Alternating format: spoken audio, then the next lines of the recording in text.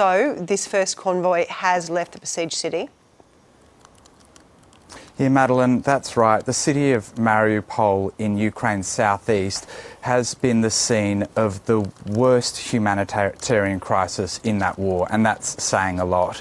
Hundreds of thousands of residents have been trapped by heavy bombardment without food, water and power. We've seen horrific images emerge from that city of bodies in the streets, mass graves, and entire residential areas flattened.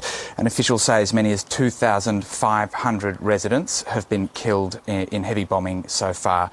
But today, a small piece of good news. After 10 days of failed attempts to evacuate civilians and failed ceasefires, a convoy of at least 160 cars made it out of Mariupol today. There was no shelling along that evacuation route, according to local officials, and they've so far made it through a number of Russian checkpoints to the city of Zaporizhzhia further south, but they're not there yet. However, Ukraine says that a humanitarian aid convoy, a convoy of desperately needed aid, is being blocked by Russia from entering that city. So that's not all going to plan. And today's developments come during a fourth round of talks between Ukraine and Russia. They've been paused without any announcement of progress. Today's developments suggest perhaps a small amount of progress has been made, but we just don't know with no announcement yet. We do have some new details, though, about yesterday's fatal attack on an international military training centre near the Polish border.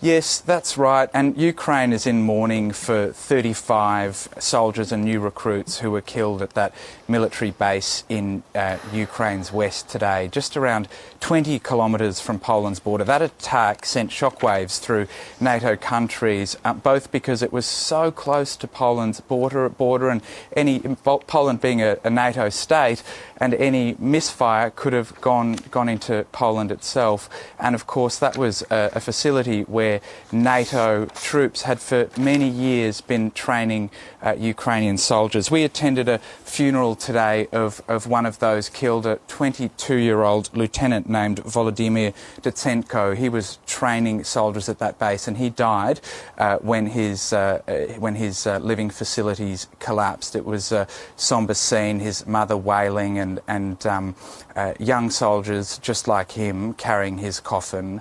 We spoke with a military chaplain named Roman Mentuch. He was a close friend of the dead soldier, and here's a little of what he had to say. He was a really positive person. He told a lot of jokes. He was a real helpful person. A real disgusting and terrible attack from Russia, and we really want to share this message to all the Europe, to all the world, that it isn't just a war of Ukraine. It is a war of all civilization, war against evil. We are here to want to defend our country, and they come in here to kill. Putin coming to our homes, to our families, and bring just pain, just death of women, of children, of our defenders. And Madeline, as you said, new details have emerged about that attack. US officials have said that more than 24 cruise missiles were fired at that base from inside Russia. Now, that's very significant given Ukraine's President Volodymyr Zelensky has been calling for a no-fly zone to be enforced by NATO states to stop bombings in his country. But US officials say that if that attack, as they say, was fired from Russia, that wouldn't stop attacks in Ukraine. Now, I also want to bring you another development that's just come in. Fox News has announced that their correspondent Benjamin Hall was injured while news gathering outside of the capital Kyiv. I just want to read the statement to you here.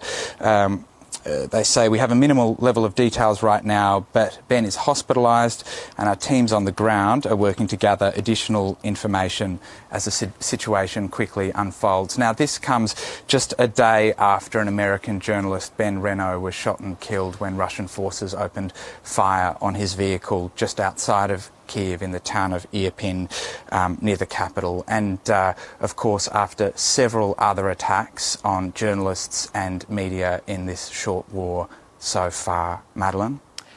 Sean, thank you very much for that update.